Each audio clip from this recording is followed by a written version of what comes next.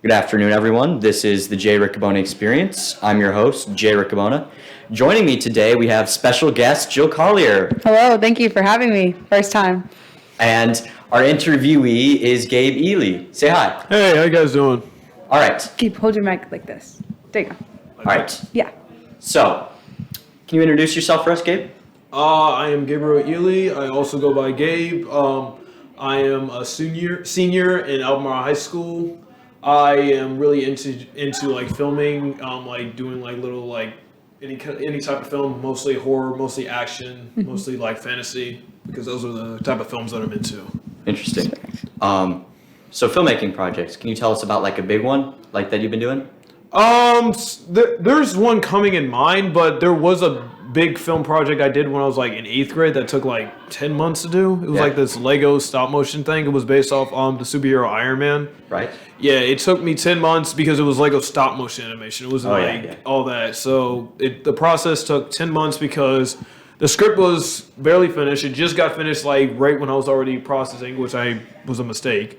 And then afterwards, because it wasn't just me doing it. It was like a whole bunch of like actors doing it. So I had to call everyone, get their emails, tell them. Some of them were busy because they were like my age, so they had schoolwork and stuff like that. So it took a lot of time editing, but eventually I got it done.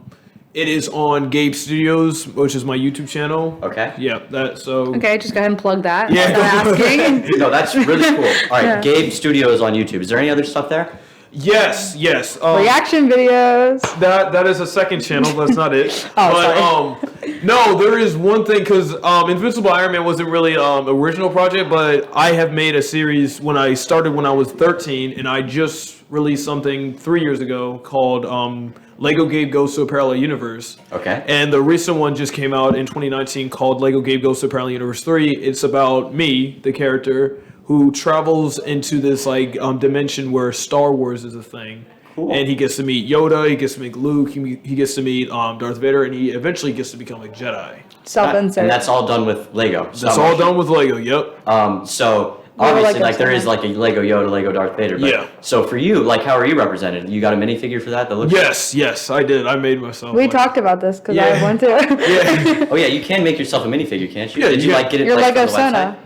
I didn't get it from a website. What I did was I had already minifigures from my like already minifigures that I had, but I just like picked out like a little torso that could represent one of my like a jacket, like something like that, and I had hair kind of represented. Like the hair that I was using then definitely is not represented now because it was like shorter. Yeah. But I high had top something- dreads. Yeah. So like I represented like a short version of it, and it actually worked.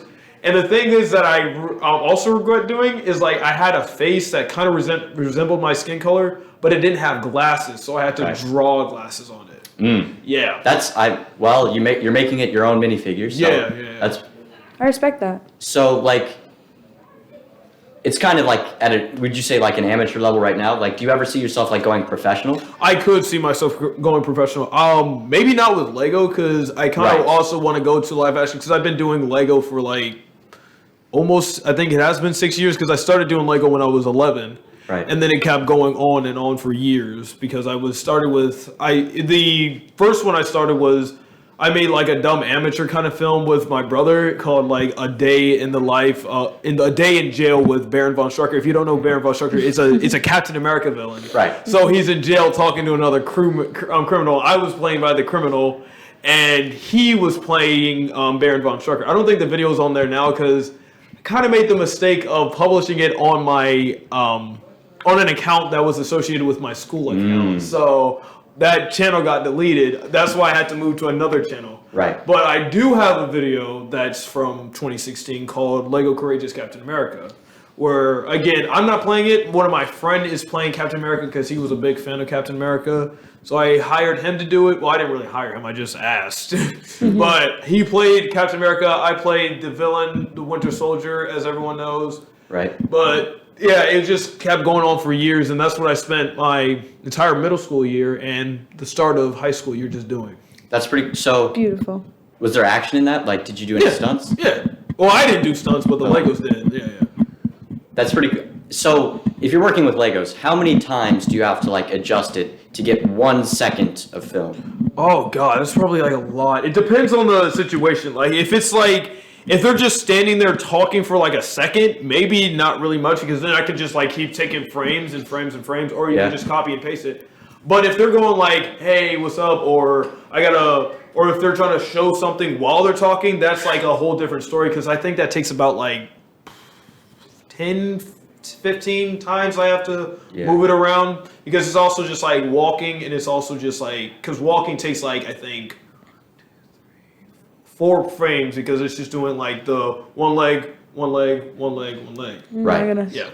So I remember in the Lego movie, like when the guys are like talking, like they changed out like the heads. Yeah. Like did you ever like do that? I did that once. I think I think I did do it once, because I was like, because there was like a mad expression one point, and then a happy expression for one, because Legos usually have like double-sided faces. Yeah. Especially they started doing double-sided faces for, I think, the Avengers, when they just released the Avengers Lego sets. Right. Like Iron Man or Tony Stark, he had like a happy face, and then on the backside it was a mad face. And I did that bunch for the Invincible Iron Man, because one moment he's just like smiling, he's like doing all right, but in the final battle, of course, he had to do like the mad face. It's like the good cop, bad cop. Yeah, exactly. Exactly. So like back to like the Lego movie, like that came out 2014, I think. Like, were you doing like any stop motion stuff in 2014? Okay, see, I don't think, no, I was, but it wasn't like what I was doing back in 2016 when I started.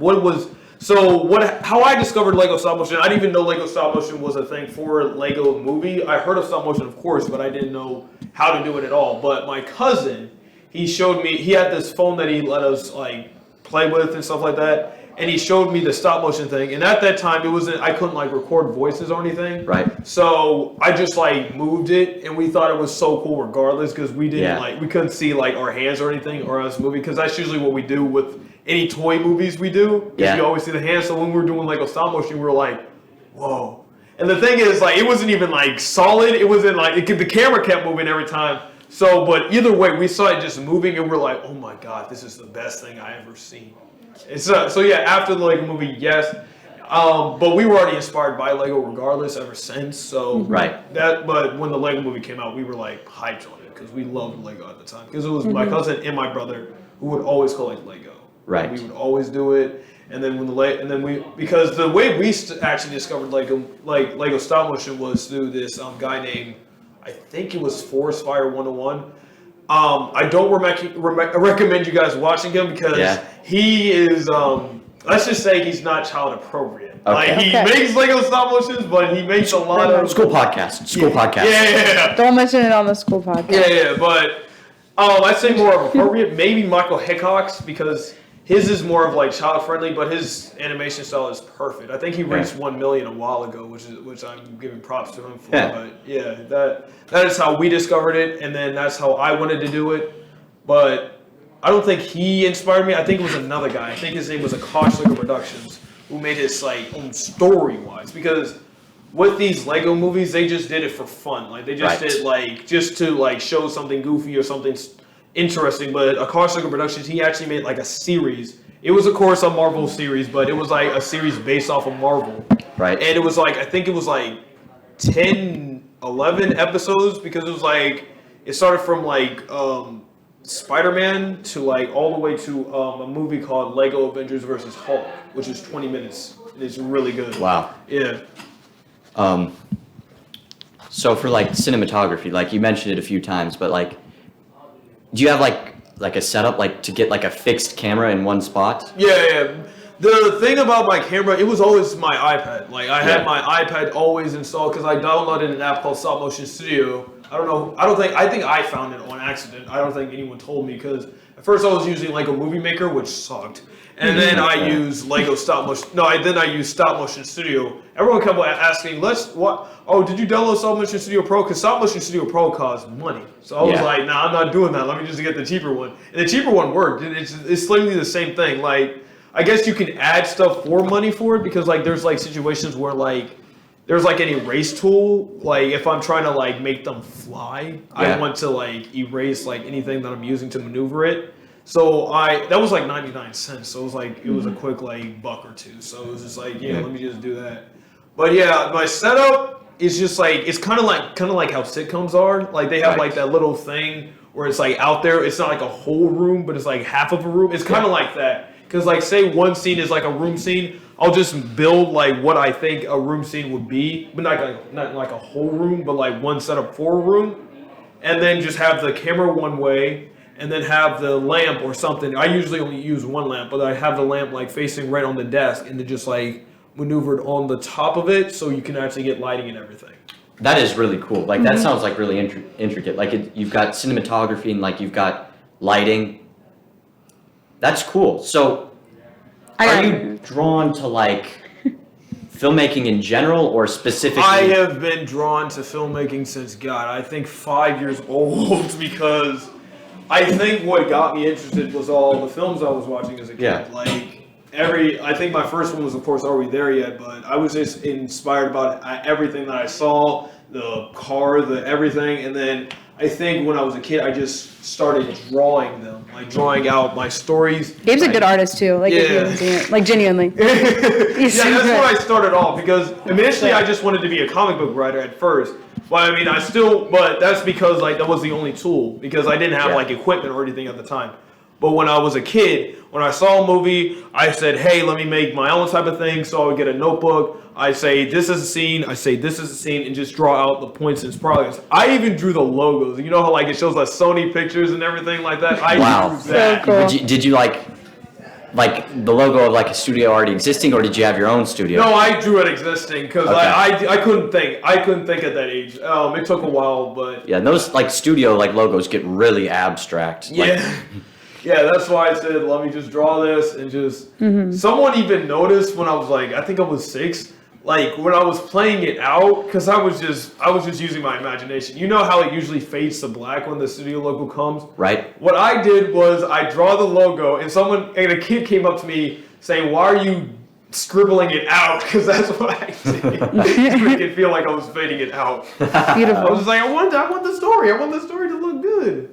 So Gabe actually, I don't know if you know this, Jay, but Gabe does like all the parts for like his movies also. Right. It's not just the filmmaking, and not also we just talked about the art, but I would like to talk about your voice acting. Oh my God. Because it's my personal favorite thing that he does. Yeah? Gabe does amazing impressions, and it's like genuinely my favorite thing. I made him one time when he was ranting to me about something, and I was like, can you read out the messages and different impressions? Oh my God. It was so good. Like my pie in the sky thing, like is like I would like to be a voice actor someday. So like that's really cool that like he genuinely could be. Yeah, everyone keeps saying I could, because they say I have the voice for it, but then Do Venom. Oh God, let me think of a scene. Eddie, we should be out there smacking on bad guys. J. Jonah Jameson. Oh my God, J. Jonah Jameson. That would be so cool. Please. Oh, let's think. He's so good at it. There you have it, folks. So, and that Spider-Man is involved with the brutal murder of Mysterio. Green Goblin. Switch up. Green Goblin. Green Goblin. Godspeed, Spider-Man. Yo, I'm blown away. He's genuinely so talented. Yeah. Every day. That was something else. Like I'm saying, he like does like he can do every single part of it. It's not just like a one. Like the credits are gonna be all Gabe. Like it's insane. that is such the dream to like be like just like It's crazy. Yeah, it's just you in the credits. Yeah, so many people have been asking me to do voice acting like on YouTube, because like they thought I had a perfect voice for it. Even like not just doing it, they also wanted me to do like. There was a guy I met online called I'm thinking someone else. Frostbite Films, and he asked me to be like this main villain. His content is awesome too. He makes Lego Summers as well, but he asked me to do like voice acting. Right. But I also had to go like raw on it. Like I actually had to show emotion. Like actually show like.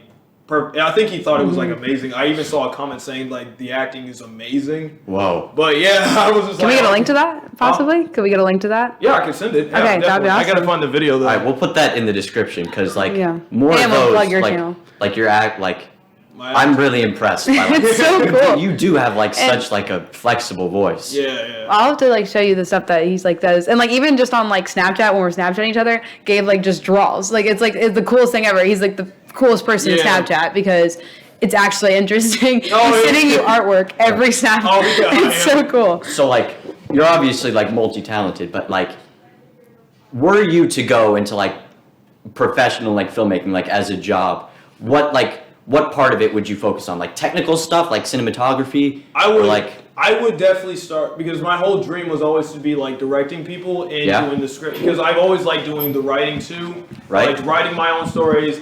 I liked being the own character, but my main thing was always to just like direct and write at the same time. So that was like my main core. Like every time You're a sick short film guy. Yeah. I see that. Yeah. Like feature film director, like that you fit that really well. Yeah, I really want to be that. That's the dream? Yeah, that is definitely the dream. All right, so what short film would you make? Like if you had to be remembered by one short film. He's ready. Okay, let's hear it. Okay, so this has been a short film I've been thinking for a while, because every time I thought to myself, like, what would my first actual like live action short film would be? My idea at first was like a superhero thing, but I was like, everyone's doing superhero things. Like, It's so basic now. Yeah, exactly. Like, because everyone now, because like, of course, when I was a kid, like, no one cared, but like now everyone. Yeah, it's like now It's so like, mainstream. Yeah, I know, but so I said to myself, maybe I should not join the crowd. But then I've been also interested, as I said before, like I've also been interested in like horror flicks and everything. Like I've also been known for doing like one of the, I don't know if you guys heard of the guy named Candyman, but I've always loved doing his voice. He does it. Tony Todd, I don't know if you guys heard of him, but he does like a lot of voice acting. He does, if you guys watch the show Flash, the CW, the Zoom guy, yeah, I always loved One of the voice acting for Hall of Fame. Yeah. Oh, yeah. Yeah. Oh, boy.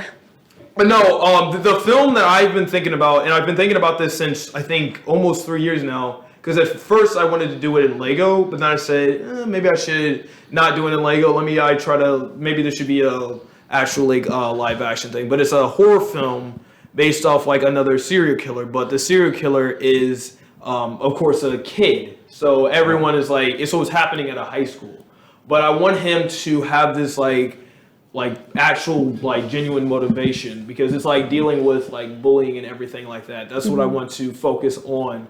Right. And I want it to be scary. I don't want it to be too explicit, because I know how people are with like, you know, how especially like kids doing like that stuff. Yeah. That's, so I'm just like, maybe just blood, but that's it. Like just blood. It's just blood. I mean, like there's a lot you can do with like the implication of something. Like my mom like remembered American Psycho for being horrifically gory, but like they famously like not a lot of that was shown on screen. Like the only effect was like the blood on like Patrick Bateman. So like there's definitely like a lot you can do with implication. The implication. The implication. What I'm excited is for like especially horror is like to fit like the build up, like the grabbing of the audience and like the tension of like a horror into a short environment.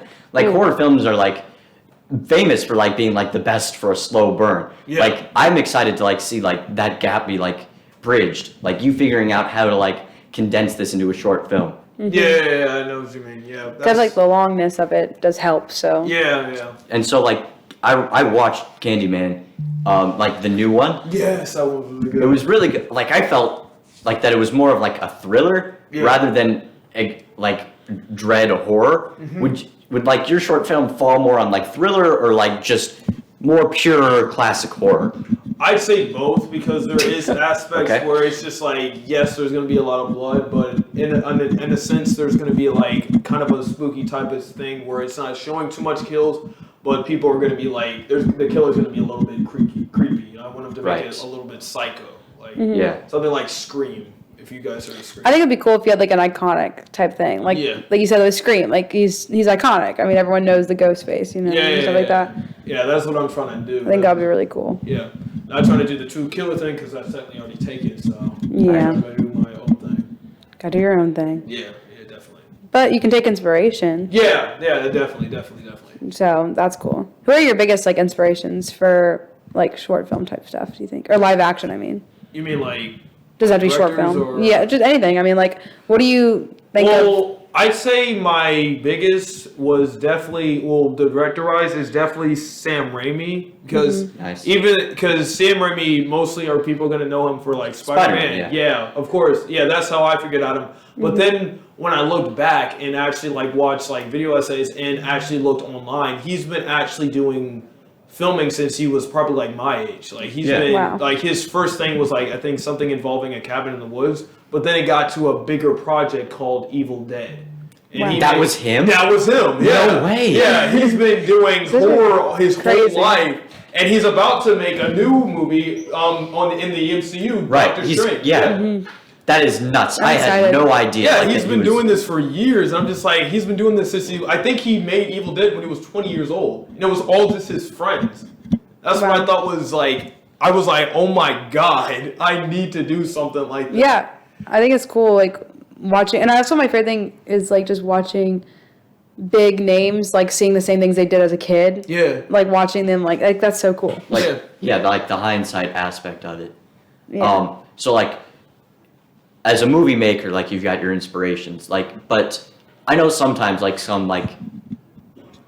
of, like, a guy working in, like, a donut shop, right? Like, that's his job, and, like, one day he might come to 8 donuts.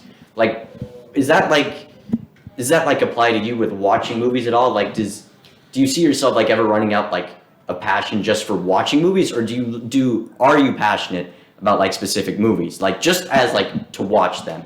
Gabe, how many times have you seen any Spider-Man, like, show, a movie, or anything? Probably, like, oh my God, like, too many, like, because at first as a kid, I've always been just watching for entertainment purposes. Right. But I think when I got older, like, probably when I was, like, I think it was, like, at the end of middle school, that's when I said, let me actually review it. And everyone thought I was crazy. Like, everyone thought I was like, Gabe, why are you doing this? Why are you, like, reviewing one movie for, like, don't you just want to watch it to watch it? I'm like, yeah, sure, but, like, there's some aspects in filmmaking which doesn't make sense to me. I mean, yeah, I can enjoy a film. Like, I feel like the first Venom movie was enjoyable, but I think, like, the story itself was, like, bland and dumb and just was kind of ridiculous. Yeah. Like, that's... Well, you're looking at it from a critiquing perspective. Yeah, exactly. That's what I do now. I just like to critique a film. I just like to see if this scene worked, if that scene made sense. Like my first movie of this year was Scream, the newest one. Right. I did not like that because most of the aspects did not make sense.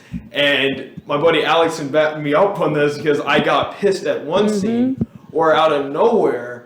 Because this might be a little bit of nitpick, but there's like 2 things that got on my nerves. Because in a horror movie, this is what I also don't like about horror movies, is how dumb the situation will be. Right. Like of course, like the generic, oh, let's go to this alley, it's creepy and everything like that. But this aspect in Scream, which really annoyed the heck out of me and didn't actually make any sense, was the killer found the girl. It was a detective, it was a cop, but she was out in the neighborhood. It was daytime. Like, yeah, I can understand if it was like nighttime, you can, like, no one's out, but it's daytime. She got murdered in broad daylight. I'm just like, how is no one seeing this? First of all, she's screaming, and I'm just like, how is she dying? It was based on a true story.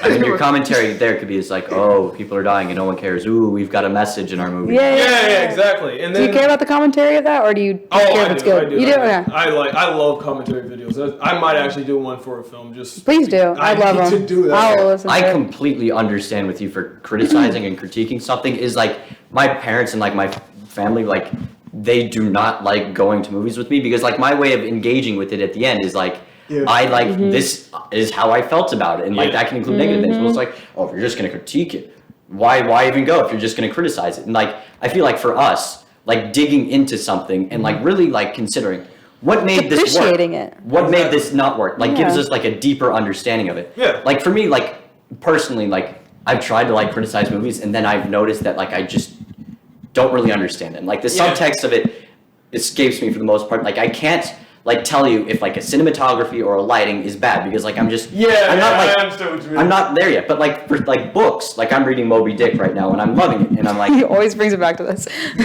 When I finish Moby Dick, I honestly think I'm going to do like a tier list of the chapters, because like just for me, like thinking, what makes one chapter better than another? What elements of this makes it good or bad? I sort in my mind all the time. And that's going to like, and like for something like Moby Dick that's like so rich to analyze, it's going to help me like understand the book like on a holistic level better. Yeah, for me, when I do like reviewing, because usually like, especially now because like I'm still going to the movies multiple times now. Like 2021 was my year where I just kept going to the movies.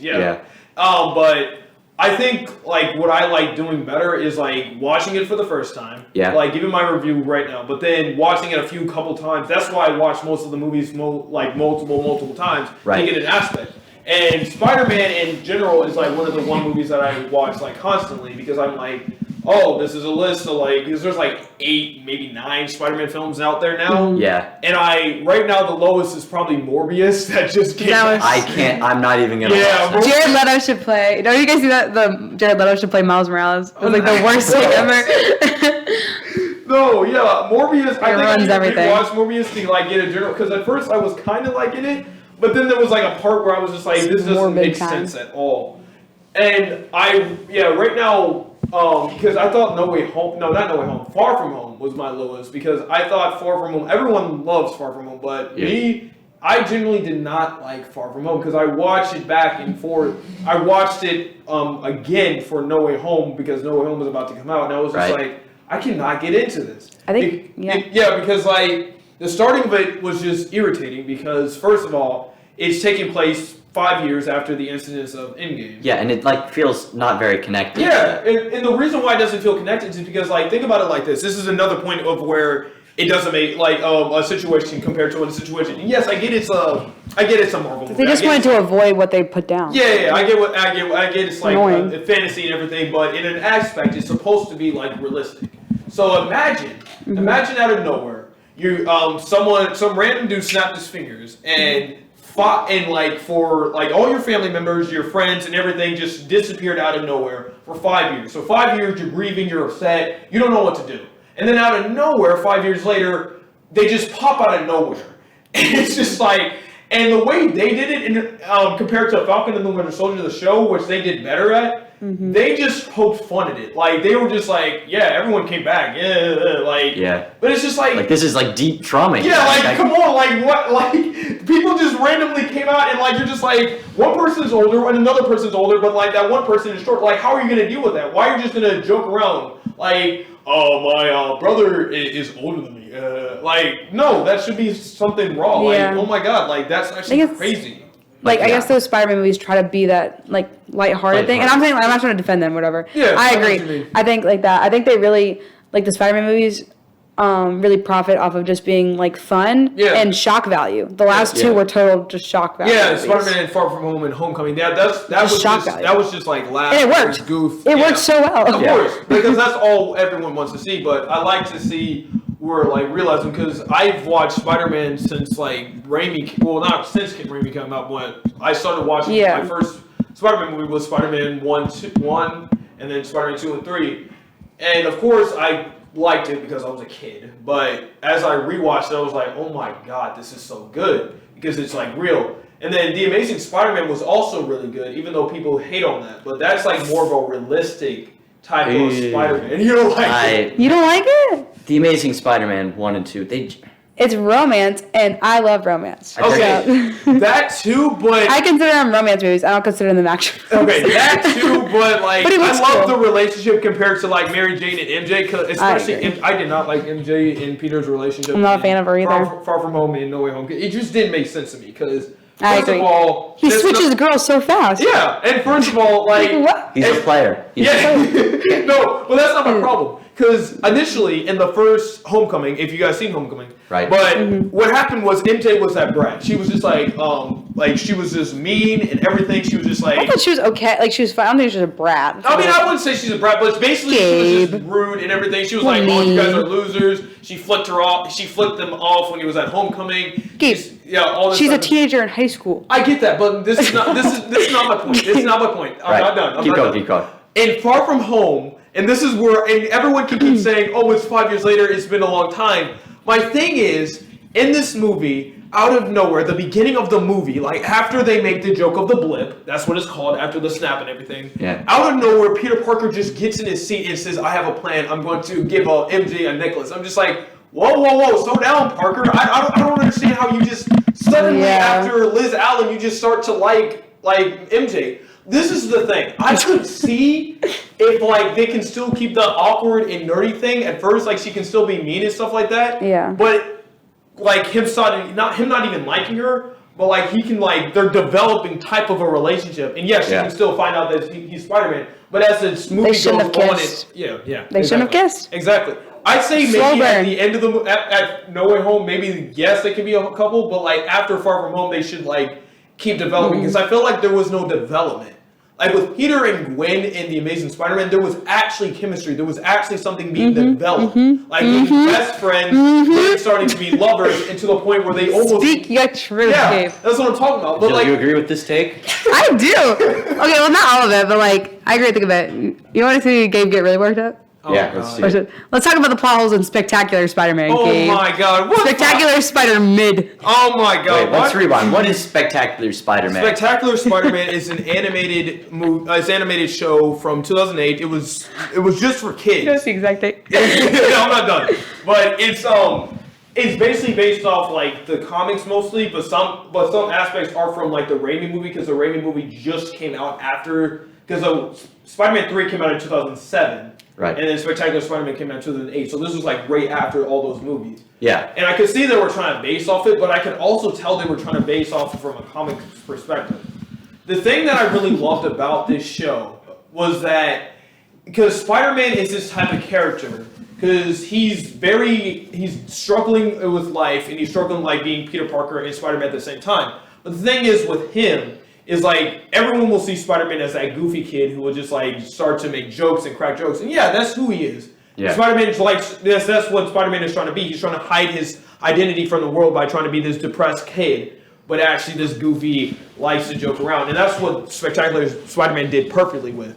Spider-Man got to crack his jokes. The jokes were actually funny. I'm not gonna lie. No offense to Homecoming, but their jokes were not funny. I agree with that. Marvel humor is really interesting. Marvel humor just started to drop. I'll laugh in like the theater, but it's not funny. It's not funny. Like everyone thinks it's funny. I think Guardians of the Galaxy might be funny, but like those movies are funny. Those are funny, but like everything else. Thor Ragnarok, I think is really funny. It's so quippy, you know. I love Thor Ragnarok, and I think it's hilarious. I love Jeff Goldblum. Okay. Okay. So like a quick intercession is the best funny Marvel movies. Do bits, like long form bits. Yeah. Yes. Right? Like the rest of the Marvel movies, it's like, oh, emotional moment. Oh, funny quip. I've got a funny quip. Yeah. It's like that style of writing that just does not do it. It's not Jackbox. We need. Yeah, there's more. It's the main kind of reason why Shang-Chi wasn't at best. Like Shang-Chi was good, but every time they try to bring an emotion, out of nowhere, it's just a joke. Like a joke just falls out of. And that's the thing, and that's kind of why Marvel's known for that. And that's kind of why I didn't like Thor Ragnarok, because Thor Ragnarok was one of those movies. So Thor has just been dealing with so much trauma already. Yeah. And one scene that was about to make me mad was that. Yeah. I'm just not listening anymore. No, there was a scene where. Asgard was just blew up. So think about it like this: the hometown that he grew up with his family, his mother, his father, everyone, and it just blows up. And then out of nowhere, we just get a joke. Yeah, that just did not. Okay, I will say there definitely were some moments that like I feel like they wish they had prolonged it a little bit more. But to me, that's my favorite movie overall. I can understand why Thor is a joker, because Thor is not from here. He's not from Earth. And I like that they put him in space. New funny take on him is better than melodramatic Thor from like the terrible first two movies that everyone hates, right? Yeah. And so like, and I don't want to see him on Earth. I want to see him fighting those huge like space. Like that was so cool. And like Guardians of the Galaxy, like you will never see them. Like, it's got a reputation for being the funniest movie, but it's also it's the most emotional. Like, yes, it is. They know what they're doing. I mean, Sean Gunn. Is that his name? It's James Gunn. James Gunn. Yeah, Sean he's Gunn. Like really good. He's like really good. He will never, ever, ever interrupt an emotional beat. No, he will let it like land. And that's why I was so excited for like the newest Suicide Squad movie that he released. Because he was doing that. He did it it was just so good. Like, he was, like, exactly represented with Guardians of the Galaxy. Suicide Squad was initially supposed to be a joke-filled movie, but he just kept the emotion intact. He did not try to poke a joke like Marvel did, but he just kept the emotion going, like, throughout. Right. Maybe afterward, like, maybe, like not even, like, a quick second like they do with Marvel. Yeah. But, like, right after the scene is done. Yeah. Like, the emotion is done, no joke, it's over, and then go to the new scene.